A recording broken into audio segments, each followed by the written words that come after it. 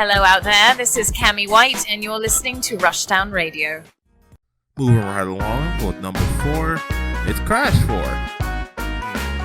That was coincidental, I promise. But anyway, Crash 4 is my number 4 on the top 5, and I don't understand why he's not even in most people's top 10. Crash 4 is an amazing game. This game has probably been the best Crash game since the original 3 came out that Naughty Dog were working on and stopped after that. I don't see why people don't talk more about this game. It's faithful to the trilogy. It plays well, it handles well, it adds some new features that I think are fantastic. We'll get to those in a second. And this game is way better than anything that came after Crash 3.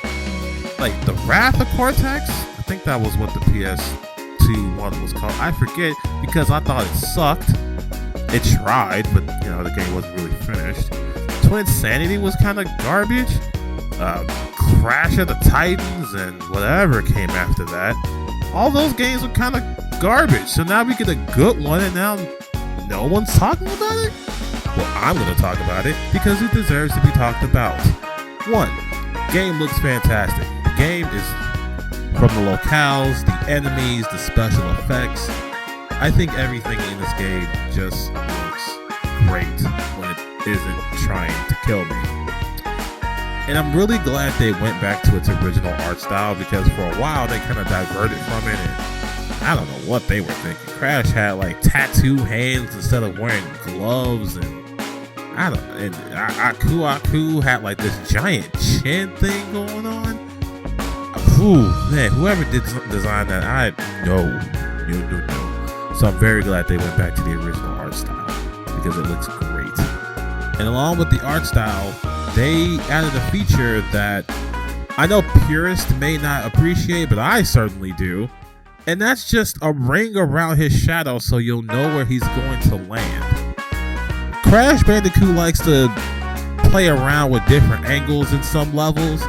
Some are just like running towards the camera in a 3D platformer. That still isn't a good idea. It wasn't a good idea before. It's not a good idea now. But the ring shadow feature really does help me understand where I'm going to land. And I see they tried to mitigate the problem by pulling the camera back a little bit, which does help. But I really want to iterate how running towards the camera in a 3D game is a bad idea, even if it is for a good reason. That doesn't change that this game is great, by the way. Let's get to the powers you get in this game, because Aku isn't your only mask. Now you get a mask that gives you a dark matter spin. That's my favorite mask, by the way. It's hard to control, but it's so cool. You just spin and then you hit everything, and it's so brutal. It's a brutal mask. You get a mask that gives you phasing powers. You get a mask that helps you slow down time, and you get a mask that flips gravity. That's all great, and it all sounded like a gimmick when I first heard it. But the game is literally designed around these masks, and that's great.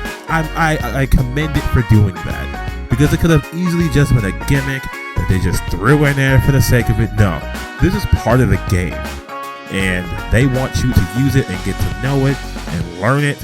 And if you don't master it, you're not gonna find everything in the game. You're gonna miss a whole bunch. And man, these levels packed with stuff to find, because you don't just get gems by breaking all the box. I mean, you still do, but there are gems that you can find in the level. There are gems that you can only get in special areas. They made it so that they want you to pick these levels apart, and I enjoy that, because it makes me want to master these masks, and it makes me want to master these levels.